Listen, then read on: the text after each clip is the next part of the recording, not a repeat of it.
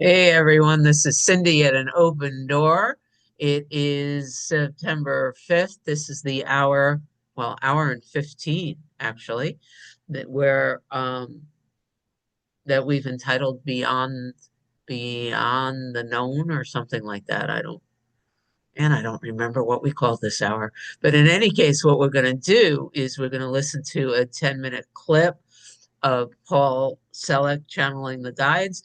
And by the time we're done, I will have muted myself and handed things over to Amy and Sandra because they are facilitating our experience with the book Resurrection, a channeled text channeled by through Paul Selleck.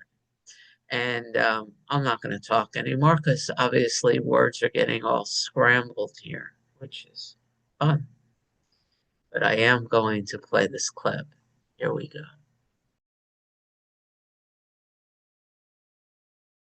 And by the way, it really is fun. I'm enjoying it.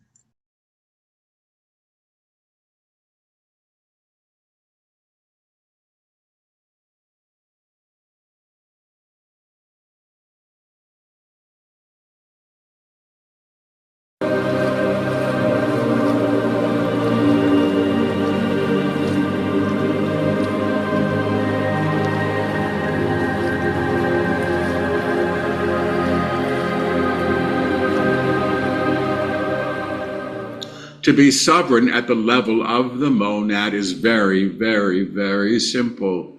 It is to know who you are, identity, what you are, form, and how you serve expression. And when we say expression, most of you run about thinking about what career that might get you if you play your cards right, if you appease this God that may or may not deliver the goods as you say they should be delivered. And your idea of manifestation once again is moored within the common field, which holds limited properties and limited expectation. We say this for a reason, because indeed we are liberating you from the beliefs that you have accrued in the common field. What is allowed, what is permitted, even what God is or can or should be. To understand yourself as in, of, and with God is to realize the self at the level of presence and being. And at the level of presence and being aligned in what we call the upper room, which is the next strata of vibration above, beyond, but coinciding with the common field, you can understand that who you are becoming is who you have always been. And we use the word becoming intentionally because indeed you are evolving and becoming the divine self as manifest. To become the divine self as manifest is to know who you have always been. You are not inventing the divine, but you are recreating the divine in your agreement or accord to and with it.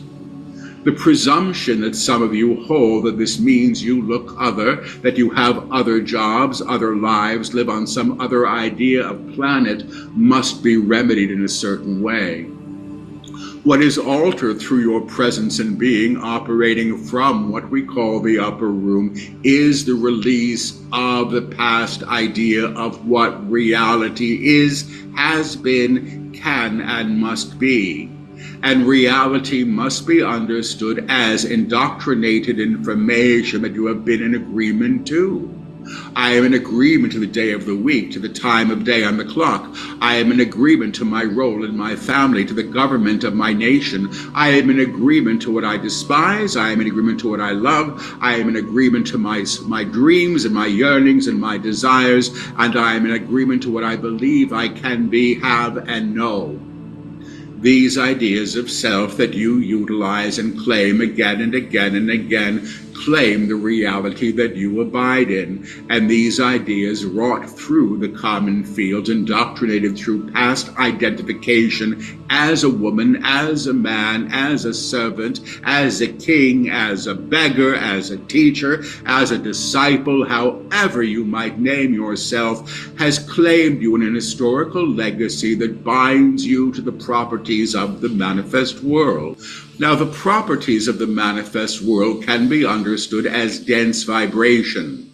When something has been named, an idea has been named, an idea has been claimed as form, I will see the clay and I will make a pot from the clay, and I will call the clay made into a pot of this or of that. We'll call it a vase, a jug, a coffee mug. You may call it what you wish. You hold a relationship to the thing. When you understand that the mug that created the coffee mug, or whatever you have named it, is of the earth and the earth is of God, you realize or know the earth as an expression of the monad and the God that can only be known in truth.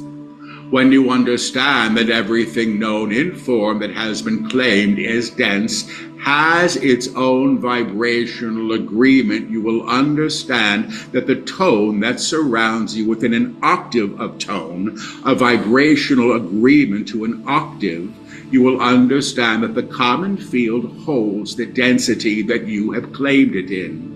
You reduce the vibration of anything the moment it is named. When Sally is known as Joyce, she is no longer Sally. When Joyce is known as 5 years old or 20 years old, she is known in a specific way.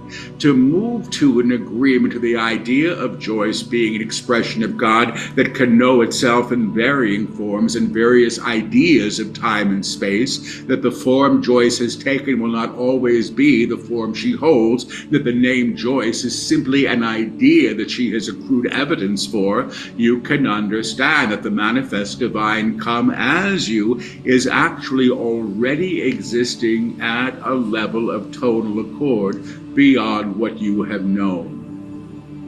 Beyond what you have known is incredibly important to understand, because you seek the old menu, you seek the known to decide what can and will be. And the legacy of choices that you have are in most ways inscribed upon the landscape that you abide in. We are not at war, we are at peace. We are at war, we are not at peace. We are happy, we are sad, we are wealthy, we are poor, and the idea of opposites accrues evidence for itself. And the binding that these things claim as separate from source must be understood as a human creation. Everything in form is in some ways a symbol of the manifestation of the divine, known in varying ways, in varying tone, with varying meanings attached to them.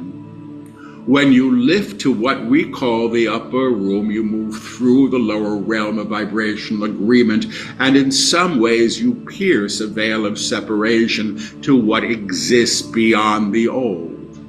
What exists beyond the old has not yet been named or comprehended through the old litany of prior choice, has not been denied you either, except you have denied it because you have not known you were allowed here.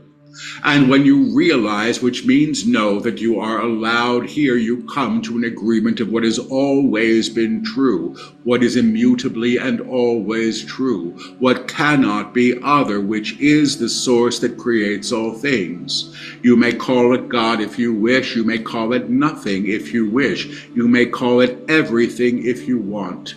It really matters not.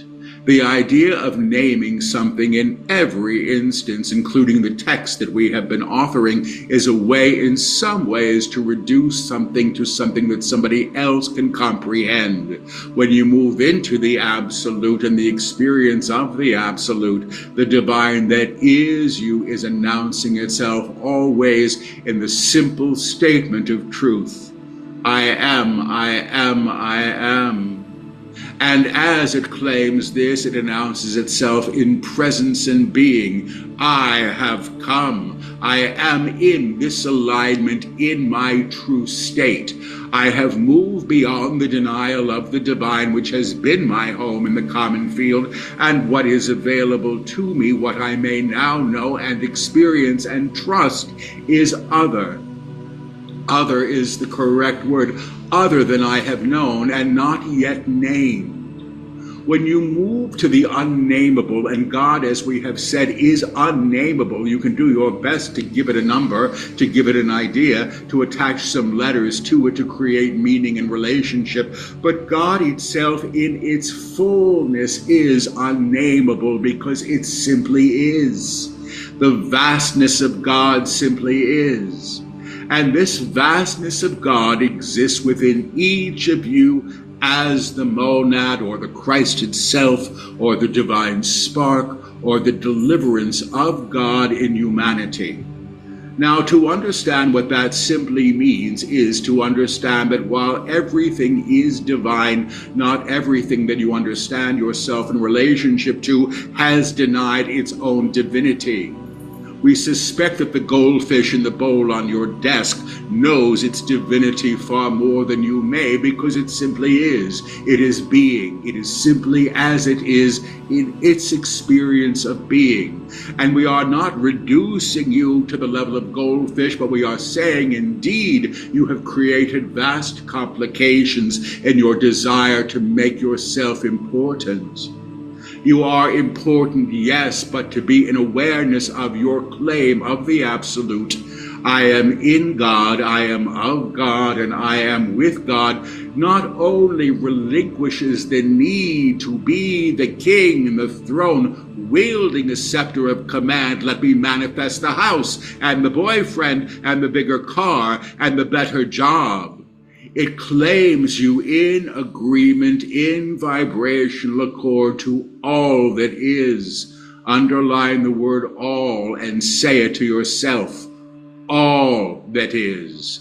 Every potential, every possibility, all those things that have not yet been named or claimed as in and as you may understand them through language and form.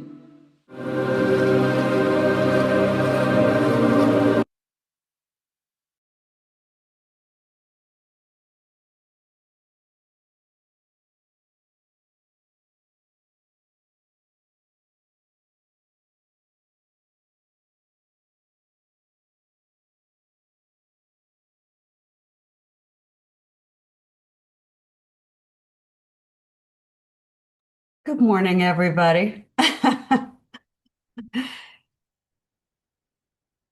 Does anyone have any thoughts about that, about what we just listened to, or shall we just dive right in? Let's see, who would like to read today? Let me get my paper.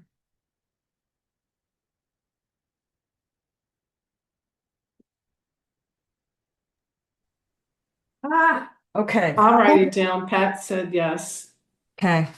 Pat, Cindy, Cindy, Patricia? yes. Okay. Pat. Sorry to be discombobulated here, but we'll figure this out. So again, anybody raise your hand if you have any thoughts about what we just listened to. Pat, are you trying to raise your hand? Oh, I saw Ndago raise her hand.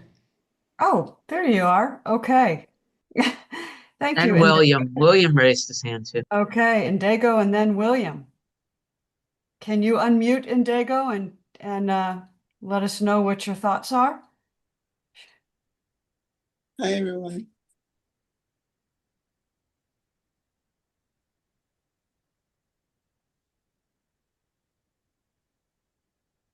What page are we on?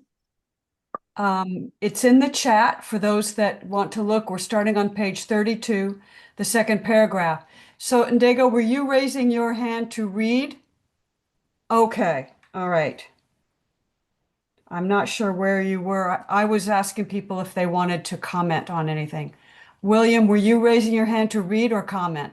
Comment. One word. I loved it. Wow. I loved it. Wow. Okay. Forward. Sorry. Yeah, anything more to say? Oh, I just resonated. It just seemed to fill in all the missing pieces, cracks, holes, whatever. It just all. Now. Yep. Thank you.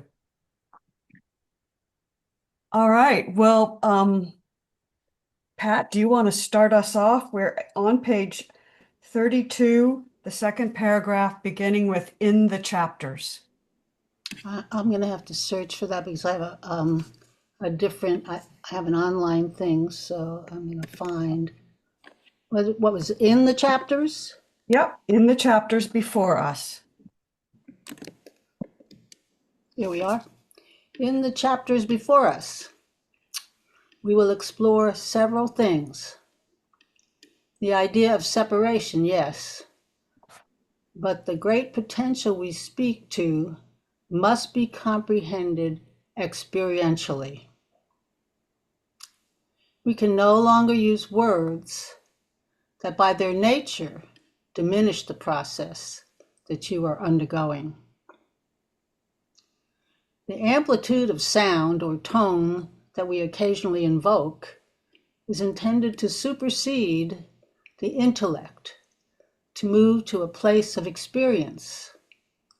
When the one note sung, the sound of the all, can underlie all things, and your experience of self as of the one tone, the one note sung, claims you anew, not only in the upper room, but in timelessness.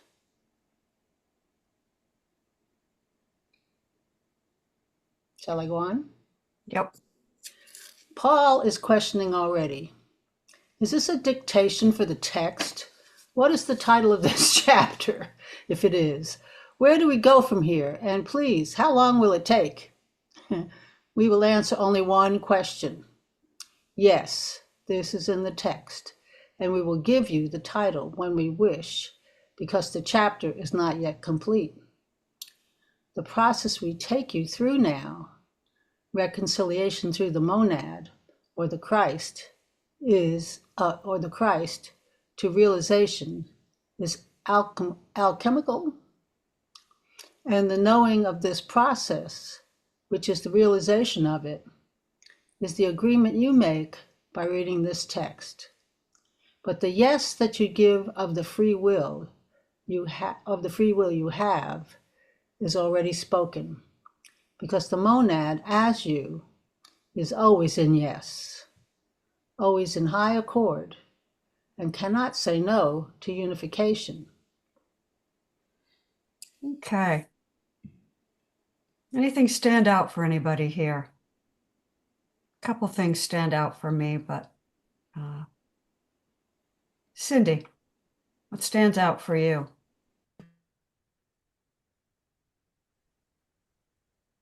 Um,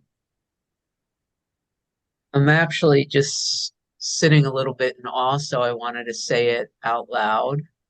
Like Michelle and I were talking before everyone came on about how this practice of changing one's name to have a different experience is potentially really limiting. And this clip that just literally got chosen arbitrarily spoke about identifying as any name um, is limiting. And then it's moving into this same kind of recognition in what we are reading, which is the only thing that seems to have been planned in this last 20 minutes here, to this recognition that we don't have a clue, but that's okay because who we already are is in yes. So this sense of being a Cindy separate ain't in charge of anything. And it's more useful for me in this moment to be as divine as the goldfish and allow the monad to do what the monad's going to do and stop questioning it. So that's just some movement brought to words relative to the experience of being um, with what was read, merged with what we listened to, merged with a conversation that just occurred because it's Michelle and not Bubbles right now. So that's what I got. Thank you. I have a couple of thoughts that come up with regard to changing your name. I agree wholeheartedly with the bigger picture that you're not your name. You're not a human, you're not a body. But the freedom that is espoused in choosing another name is not without merit, because it's an affirmation that I am in choice and that I don't have to be what the world tells me I have to be, which is a small step perhaps, and it's not a step that sees the bigger picture, but it still is a step toward freedom. So if I'm looking for something positive in that, I could maybe think of it that way.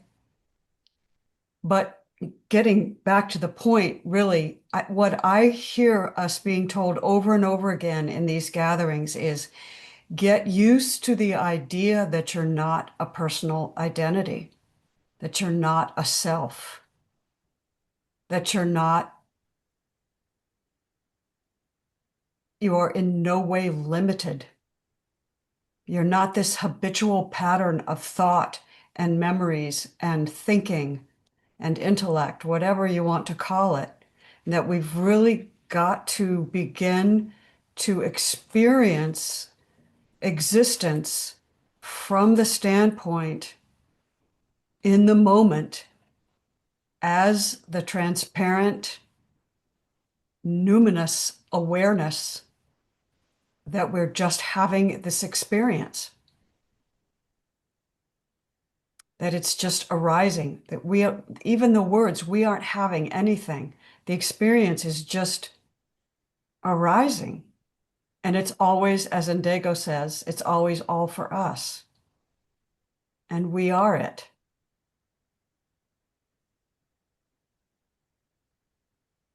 What did Cindy say?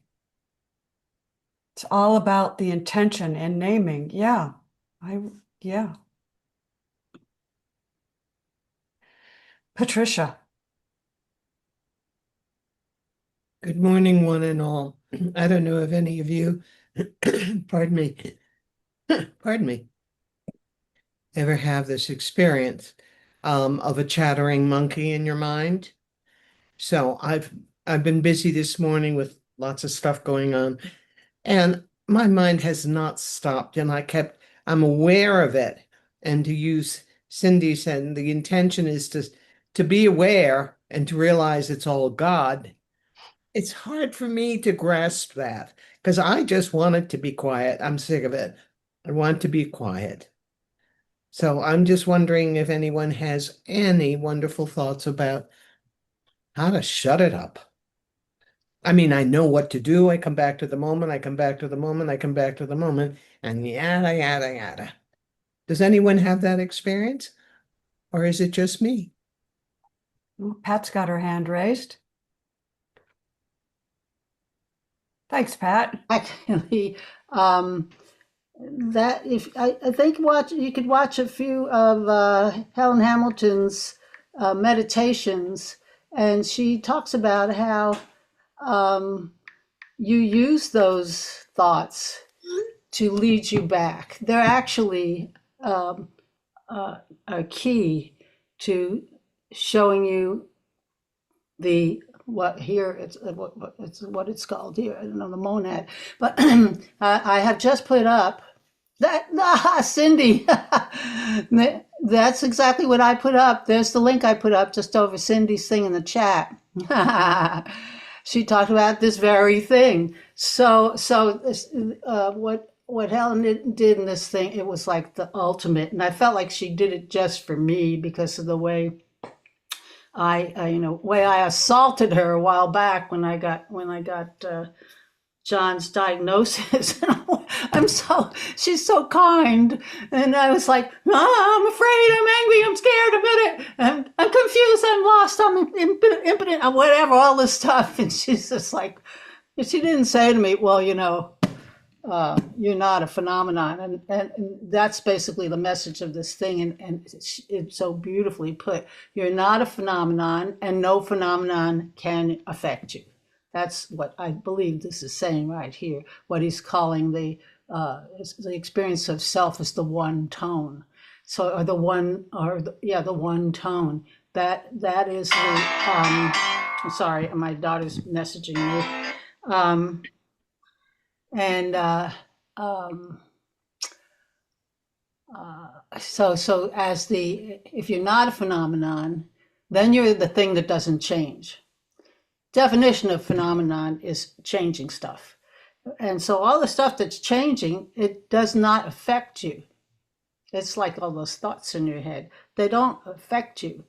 If you keep tapping back into that experience, which is what the part I read, it's experiential, um, uh, of being not a phenomenon, of being the one, is what I mean. I don't know what would be a better word for it. I'll stop there.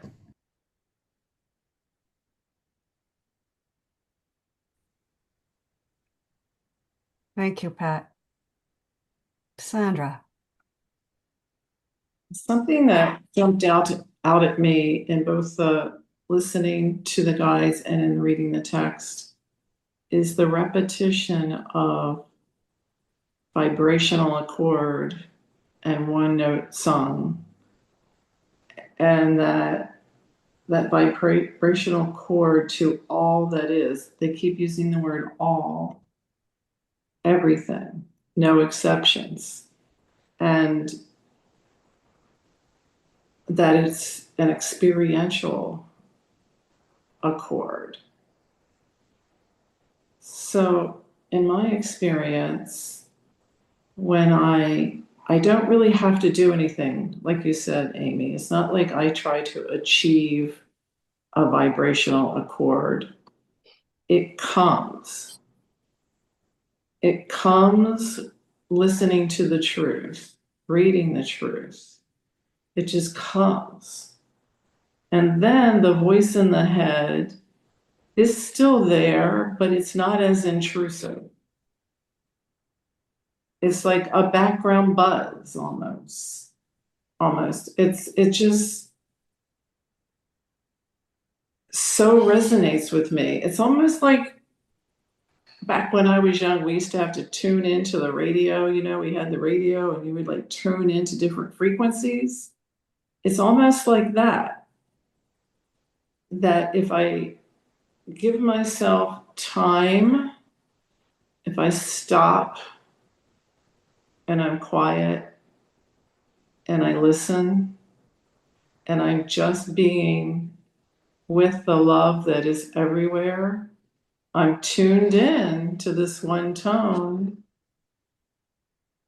and the voice just doesn't have as much emphasis. It doesn't matter as much. It doesn't go away though. It still comes in. And then in that last sentence that you read, it says, as the monad as you is always in yes, and it emphasizes the word yes, always in a high accord, and cannot say no. So the voice is like, yeah, but I'm here. I'm in that frequency and I don't care what you're saying. It just, am I always there? No, it comes and goes. It comes and goes. So that's what stood out for me. This frequency, this accord, it's always in yes. And so maybe I don't know if this is what you were saying, Amy, but you said we don't have to do anything. Maybe the egoic personality still wants to fight it, but it's not gonna win. No, I think that what Cindy put in the chat is exactly right. Um, Helen keeps asking the question, what sees the chattering mind? And that was what I was trying to express, but not quite as good as what Cindy said, as well as what Cindy said. What sees the chattering mind? And we keep coming back to that over and over again, because that is the thing that doesn't shift and change. What is it that sees the chattering mind? It's the presence. It's just the presence. Right? And the more, it's just been my experience that the more I identify as that, and it's not I that identifies anything, the more there is resting in that being, what sees the chattering mind, becomes the foundation, becomes a new foundation of identity. And so from that foundation of identity, of being the witness or what sees the chattering mind, I don't fight about the thoughts anymore. They just come. They're just gonna arise. I don't argue with the thoughts. I just watch them. I don't try to stop the thoughts because that just makes the thoughts more real. Just don't worry about it. They're always going to come. The thoughts always come. They're not going to stop. It's part of the human experience.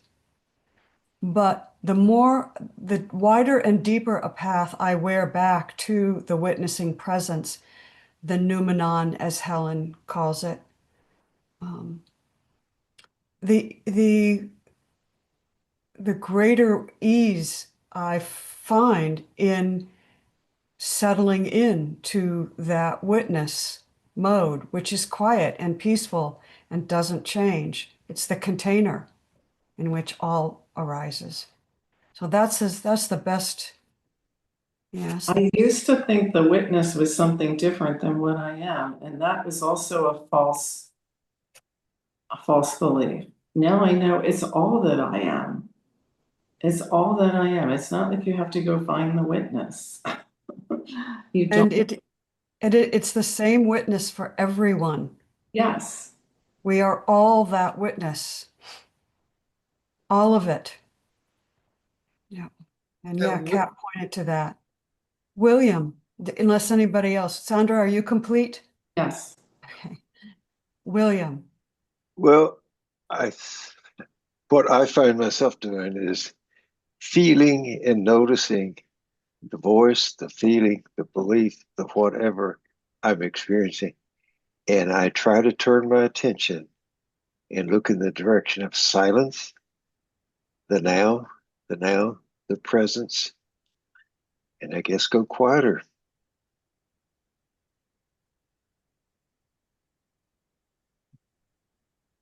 Thank you. Thank you.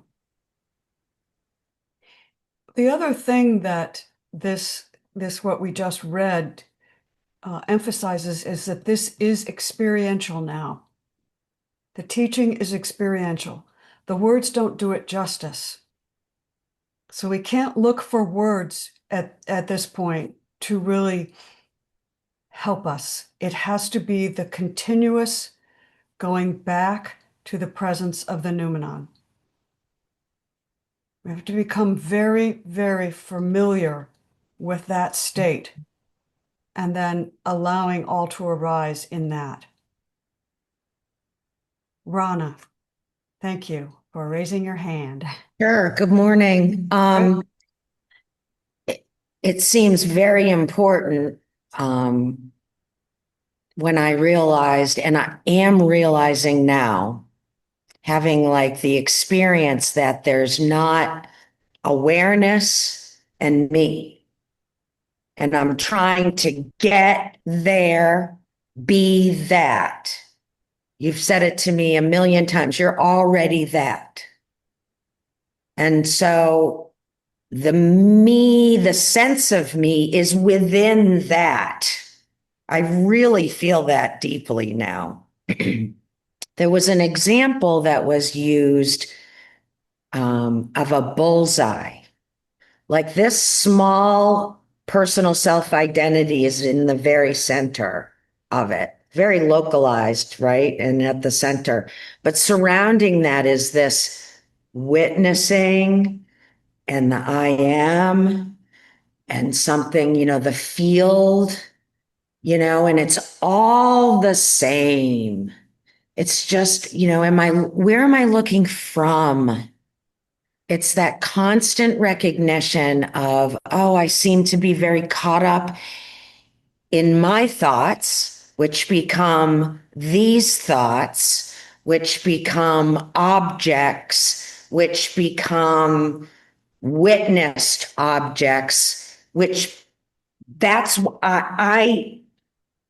it's my experience noticing that and then feeling that no borders thing, you know. Not sure I can explain in words right now. I just want to go, do you know what I mean?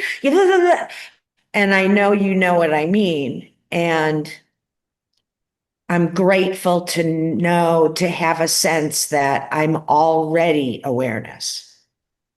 I've tricked, there's been a trick of duality, you know, and I can recognize that in any moment of the day. It's just where am I looking from at that moment? So that felt important. Thank you. Thank you. Thank you. Patricia, do you feel more clear? Was that helpful in any way? Oh, I mean, it certainly is more clear. It's like they thinking or whatever it may be takes over. And it's like something that we learned recently, which is, or we were reminded of recently, which as soon as, and I think it was Kat, as soon as you concentrate on something else, you get lost in it and nothing else matters. So if I get lost in my thinking, nothing else matters. It's almost like the awareness gives me an opportunity for choice.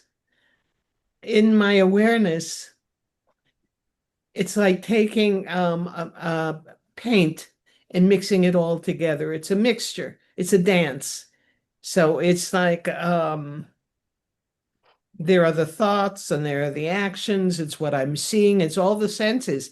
So mix it all together. And what is there but awareness? And it's like what Rona was talking about, the different stages, that sense of visibility that begins to change the more concentrating on the now. Is that clear? Yeah, it is clear. It is clear. One thing I just want to put out there and see what the folks think about it is the idea of choice. Like, I'm going to choose now to be in awareness, or I'm going to choose not to think about my thoughts.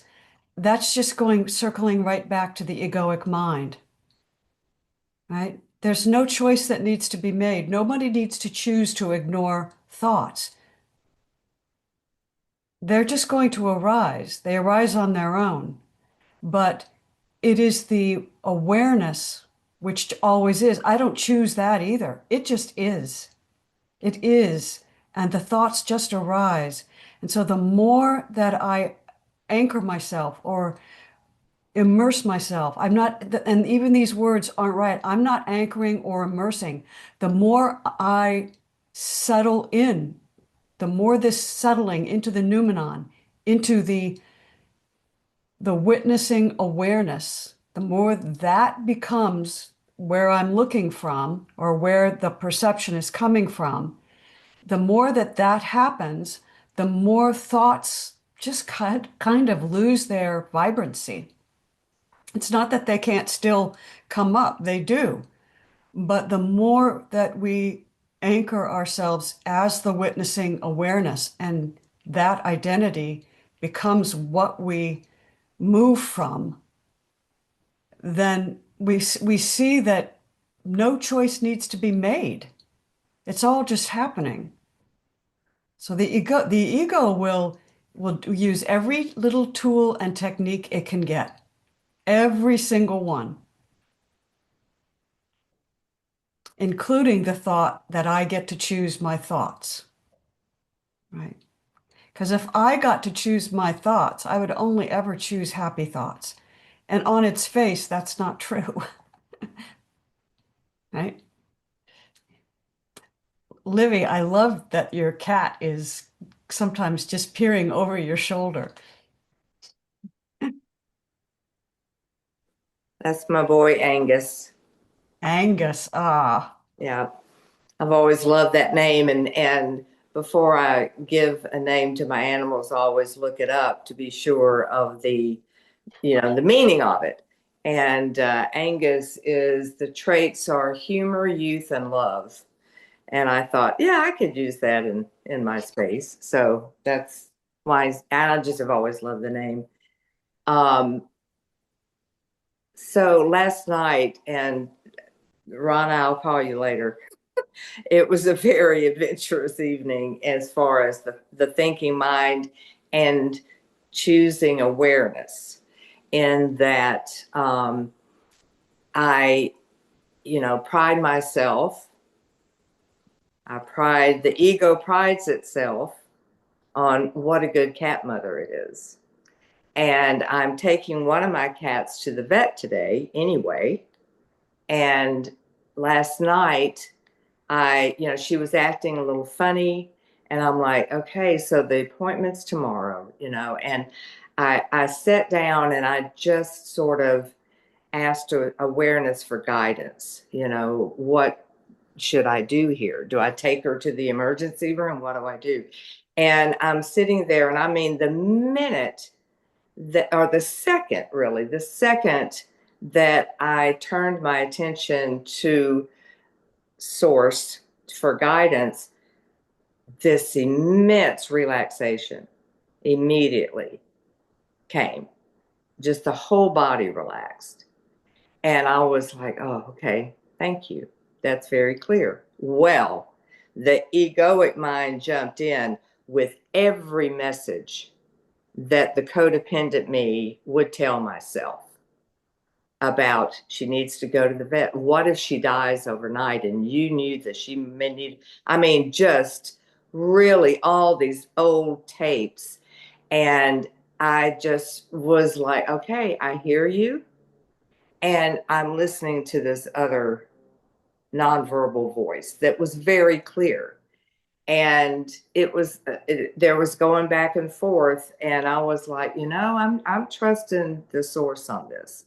That relaxation was not coincidence, and it was instantaneous. And I'm going to listen to that. And I woke up this morning and she greeted me, and, she's like, okay, we'll go to the vet tomorrow. And, just being in that. And I was talking with my niece last night, and she brought up just sort of that she couldn't really afford where she's living. And, and it sounded like she was asking if she could move in with me. And so and the biggest gift of that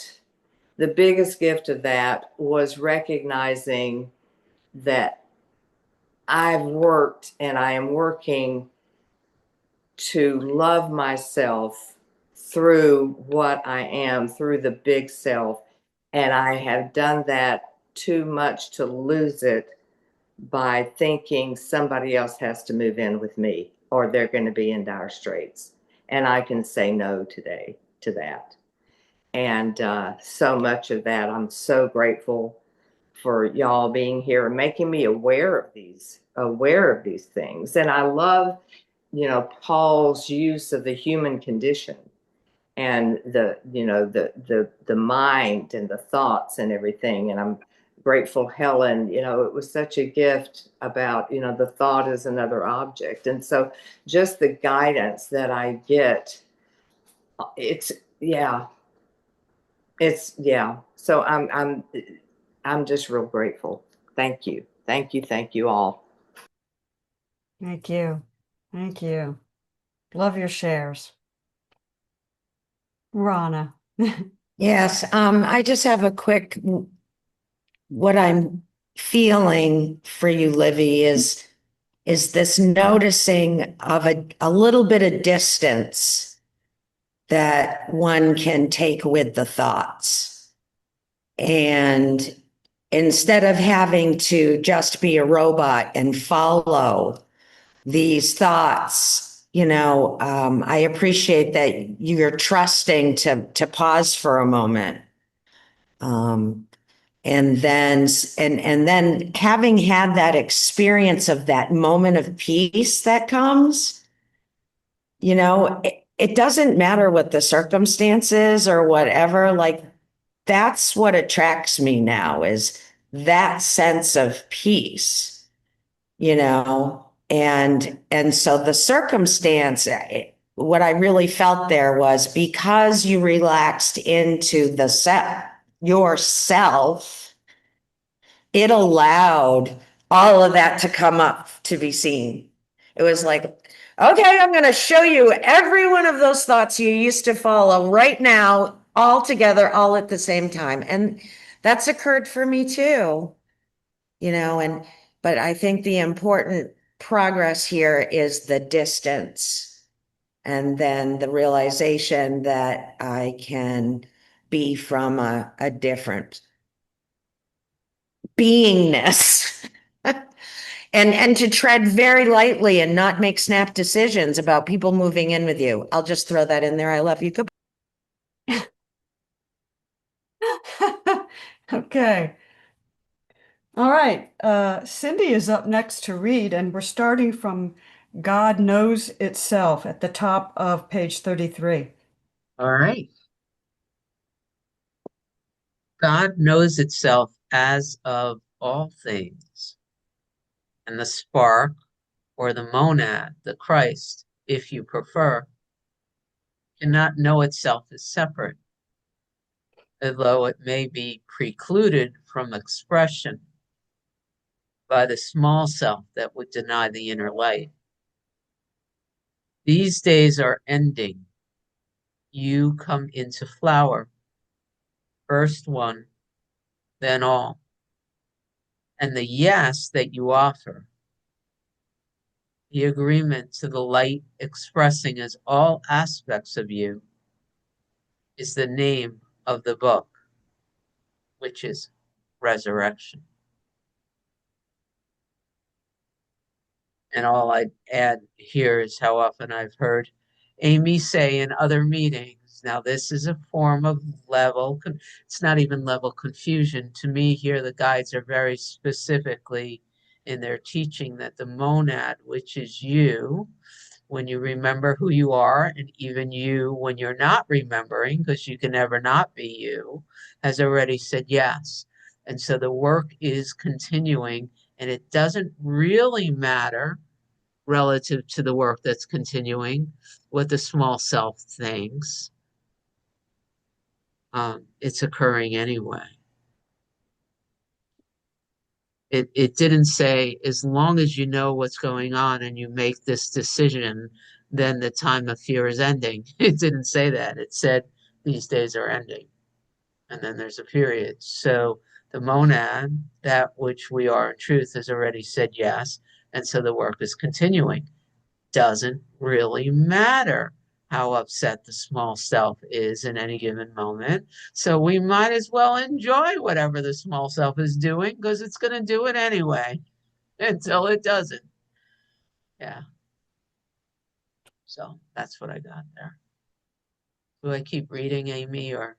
Yeah, I don't want to belabor this, but this is interesting in relation to the teaching that we read last evening in the Course in Miracles, in which it clearly states that Source does not come in and correct itself, that we make the choice to correct, because if Source came in and corrected us, it would just be proof of our separation. So I think it's really interesting that this is saying we've already said yes.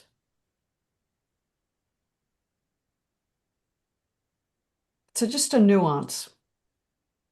I actually heard Helen. I was listening to the satsang, and we'll listen to it again next week. And we already recommended it to Patricia. You know, Pat and I were talking about it at the same time. One of the things Helen said in that satsang was, even from a separate self standpoint, you've already said yes, because if you haven't, you wouldn't be here listening to the satsang. Yes. Perfect. Good. Thank you. Should I keep reading? I hope you will. The title that we give you now, we will call preparation, because the preparation that you must undergo here is far deeper than what you would expect. This is not a cosmetic transition. This is the transition to the new equation in a higher alignment that you have been aligned to thus far or could imagine through the structure of personality. The choice that we offer you as a personality structure is always to turn the page. Keep reading. If you feel you must rest, must decide at the level of personality what you can hold, you are entitled to that. But as we said, the divine is you in its resurrected state is the knowing that you require that is the knowing that you require to align all things made new. We will take a pause for Paul. Indeed, this is in the text. Stop now, please. Period. Period. Period.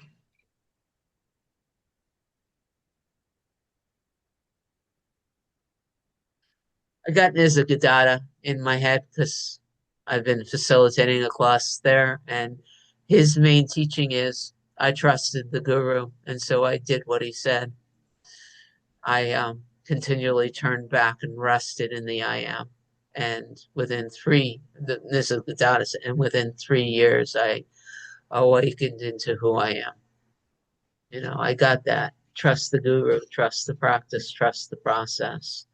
It's playing over and over and over, even as I'm reading this. It's a done deal. It's just a matter of whether or not I'm going to enjoy it. As Sandra often tells us, am I going to enjoy being miserable in this moment? Am I going to fight it? Because that's really the only choice. If I like the word choice, but in any given moment, either I'm going to resist what is, or I'm going to rest into what is. And the other thing, just so you know, in this satsang again from Helen Hamilton, she literally, like I was listening on Monday, she's like, enjoy being really angry because anger is happening. Like enjoy going nuts over the refrigerator being out of order because that's what's happening. She didn't say enjoy it, but she's like, this is just what's happening. All right, I'm done. I noticed that Rana had her hand up. Do you want to? Yeah, the sentence that's really getting me, because if I wasn't sure, so that's why I put my hand down, but if you feel you must rest, must decide at the level of personality what you can hold, you're entitled to that. And what that speaks to me is that if you're not really understanding these words, if your intellect is telling you, I just am not quite grasping this, don't worry about it because you are already perfectly equipped. You are already ready for this move, you know. But if you want to take your time and you want to do that to yourself, go right ahead. It can't not happen. Thank you. All right, we are on chapter 2, a new experience, and I've got Patricia as the next reader.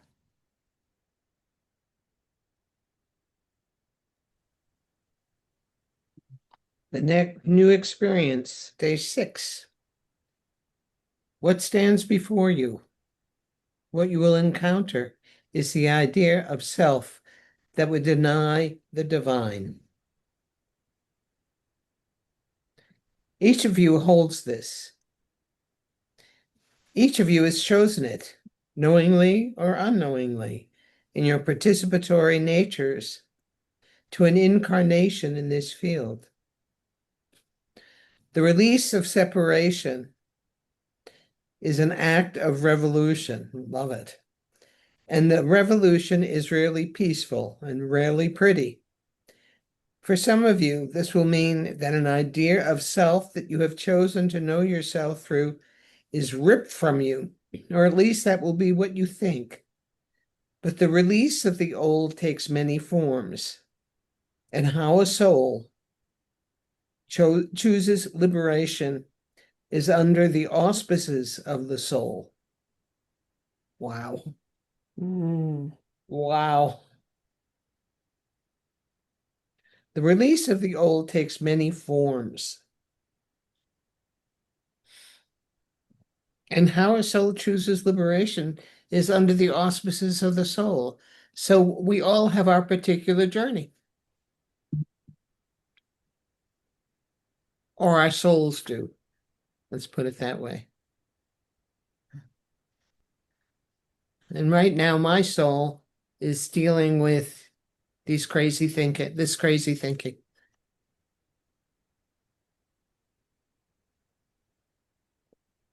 I appreciated that the release of separation is an act of revolution. Mm-hmm. I think that's true. That's really true. And Kat Van Oudesden made a great analogy that the release of the idea of separation is akin to humanity's understanding that we live in a heliocentric solar system. And so instead of everything revolving around the Earth, we are part of a greater movement that revolves around the sun. And that was, people died for that idea. People were tortured or placed under house arrest for that idea. And this idea that the separate self is not the center of the universe is a similar revolution.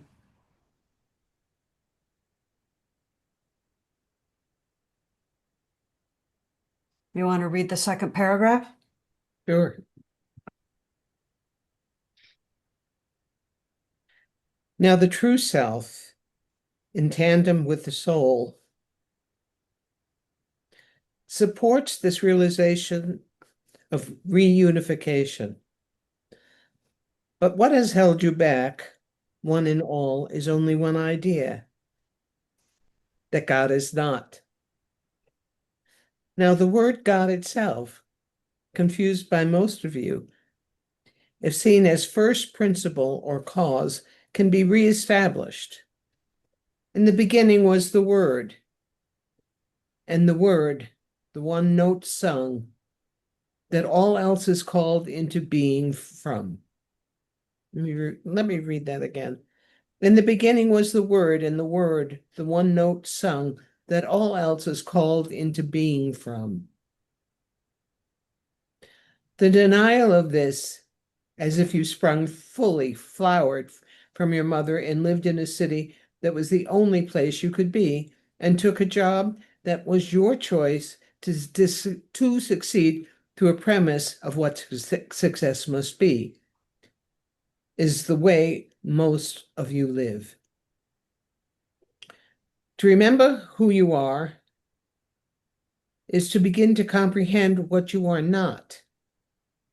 And what you are not is separate, although indeed you are individuated, spectacularly so, but of the whole.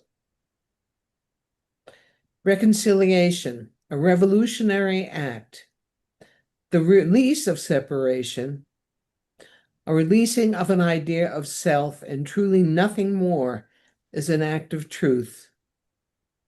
Underline these words, an act of truth, or truth expressing itself at the cost of the lie that has concealed it. True dominion comes when an individual in a reconciled state cannot deny the divine in anyone or anything.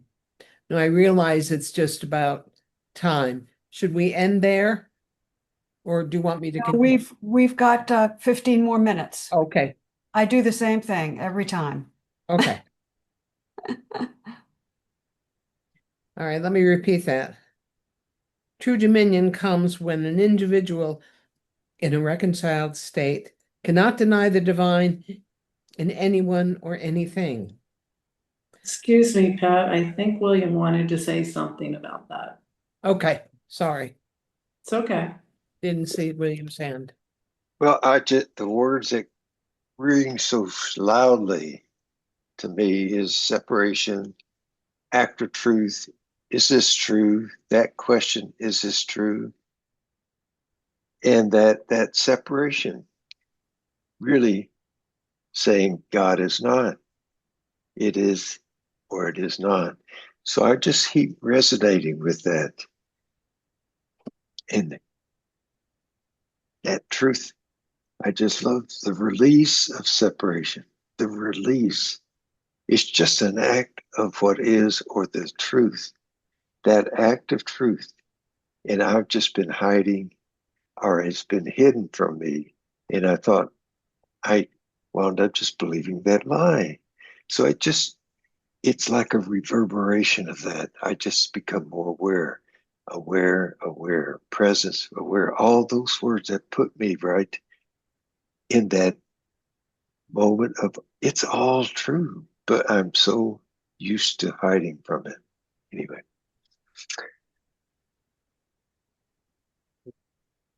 I love that. And that gets us back, William, to the idea of choice. Is there any choice in choosing what's true? You know what? I don't even care about that word choice because it does feel like choice. But so what if it isn't? Is it true? Is it true? Is it true? I just come back to that. And awareness, I keep hearing presence, awareness, those two words, the sages, everybody keeps repeating them. Now it's like they're just resonating, resonance apparent. So yeah, I you the word choice has so many different connotations depending on whether I'm even closer to the upper room or not.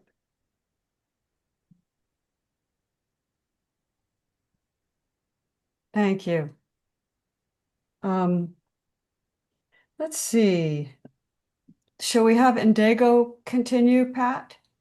Can you tell us where you left off, and Indigo maybe can get a chance to read? Okay, Indigo. We are on the sentence on page 35. It says, the truth of your being is what transforms this. Okay. Do you see that? Yes. Okay. Thank you. The truth of your being is what transforms this, and not your idea of what it should look like or be. You would all make it pretty, perhaps, perhaps even polite. Show us a polite revolution. Such a thing is not possible, but it need not be bloody, and it will be transforming, and it will come at a cost. What you have endowed with power is your ruler. What is ruling you now through the schisms you've created with the divine is in some ways superstition, my idea of God, or my idea of what can save me. To move to truth is to release the idea to God.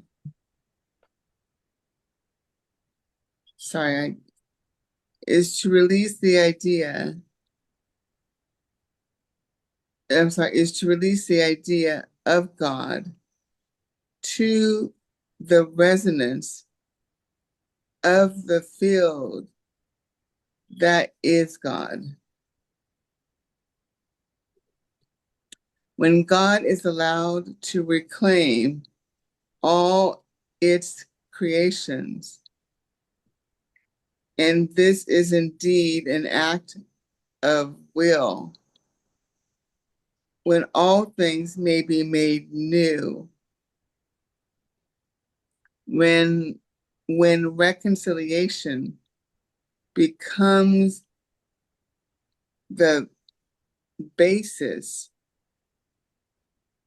of each life lived, the kingdom is established in this field. Thank you. And Dago, Cindy has her hand raised. Okay. Can we pause there? And yes. Thank you. Hey, Rana, can you let me know? Are you listening? I'm right here. All right. So Rana and Diane and I are reading the Infinite Way, just slowly a couple pages a week, and we talk about it. And we were hanging out before our Vita in A Course in Miracles yesterday, and Rana stopped us at a line in this book that was written in like 1950. So 70, what are we, 75 years ago, which is crazy when you think about it, give or take.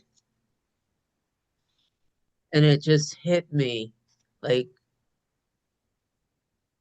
um, when I was listening to Nadego. By the way, Nadego, when you read, my whole insides open. Like it's just stunning and gorgeous. And thank you for saying yes to doing that. And so this is what what's in the Infinite Way.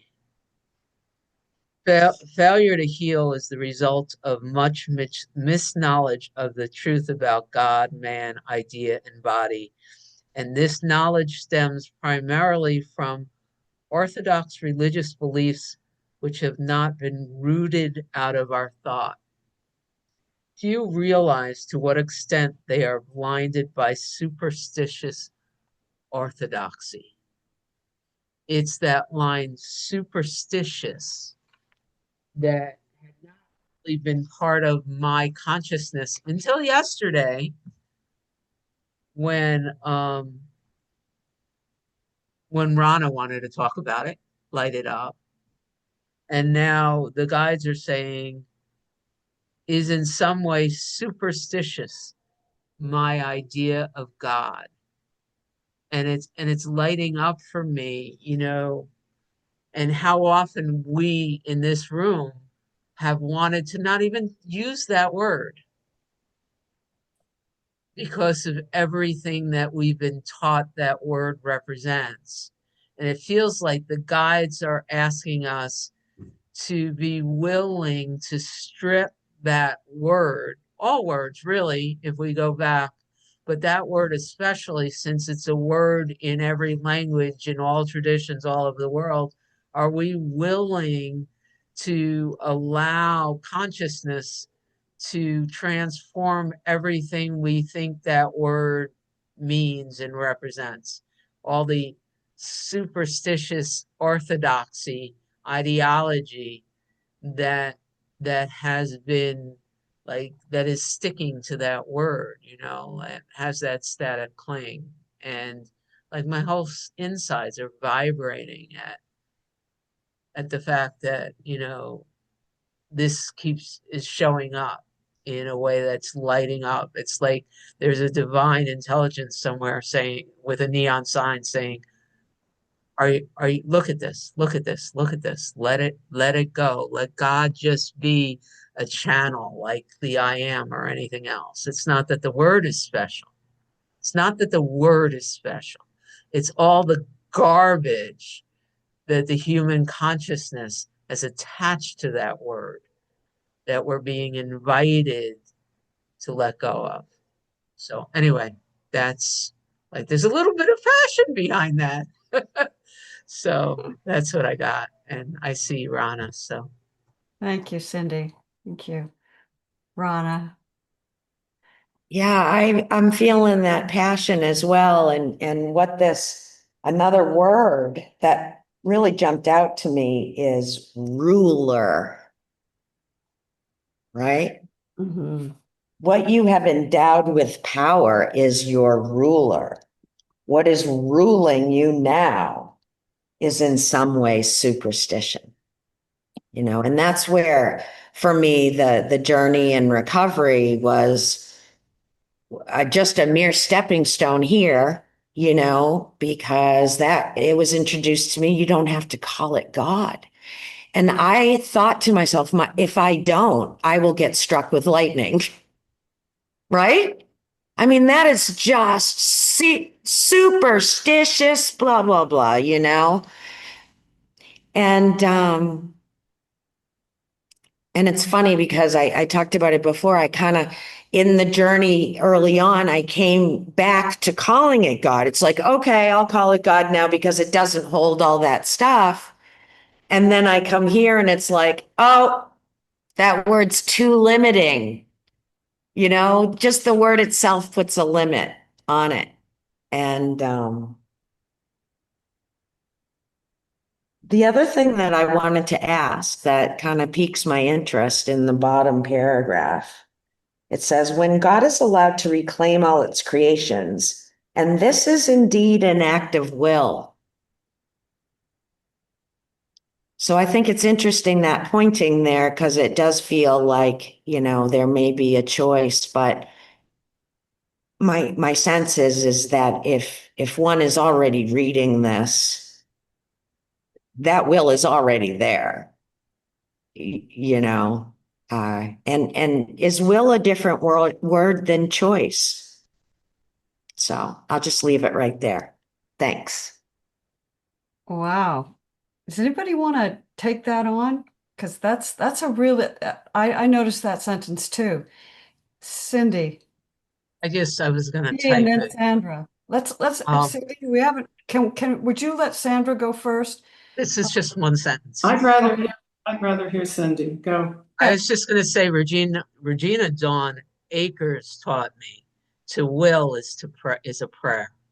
So not a choice. She calls it a prayer, and that's all I wanted to. That's all I was going to say. Or thy will be done for me. Well, thy will is my will. When oh boy. So I noticed that the guides not only mention will and choice, but they mention free will over and over and over again.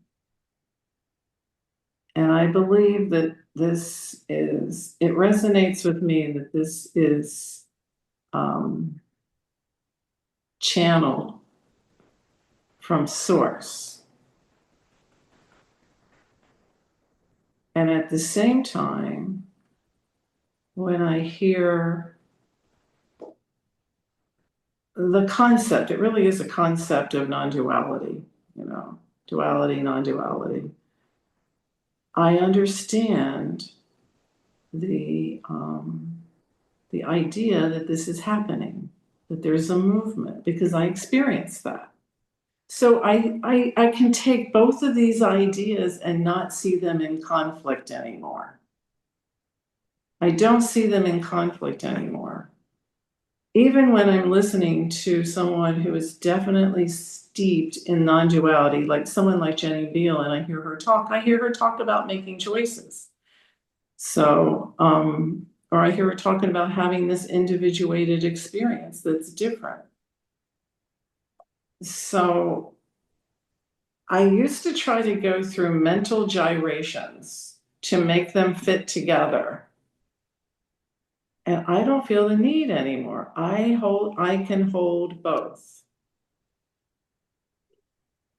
And it feels right. So that doesn't really give like an intellectual answer. It's more of an experiential answer. But I'm not going to somehow try to make this say something different than what it says. I'm not going to do that anymore. I'm going to accept what it says and know that maybe someday I'll know and someday and maybe it won't even matter.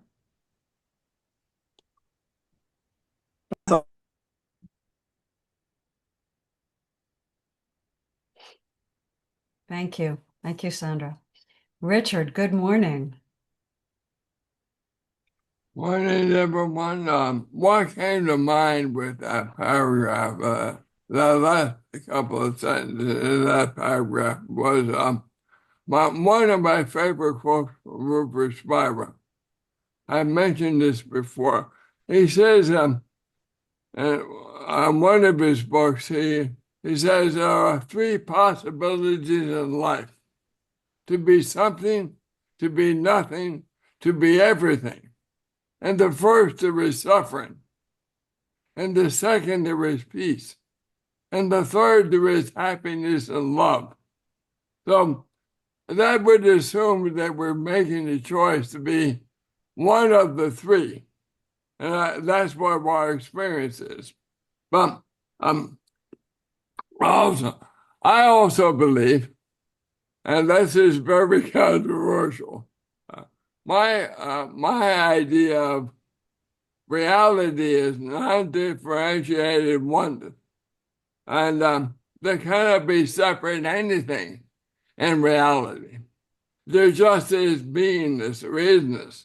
So when you talk about choosing, there is no choice. The Course in Miracles says we but view the dream from the point at which it ended, believing we make it once again. It's already over. So everything we experience in the dream as separate selves is already done. Now, how that means predestination. Sounds like the word we would use to define that. But I also have come to a belief that Richard in the dream is waking up in the dream. And in the dream, he's becoming a lucid dreamer. So even though it's a dream and it's already over, it would appear that Richard is making decisions within the dream that influence his experience within the dream. But it's already done. So I can sit back and do nothing and just let it unfold as it will, or I can try to control the dream. Hi. So that's where I'm at currently. Wow. Thank you for that share. I thank you for that very much, Richard. I think that really helps. I think that really clarifies. It's coming right straight back to the oneness. Well, we are at 11:18. So I want to thank the readers and thank everybody for their questions. And we will begin next week on page 36, right at the top of the page.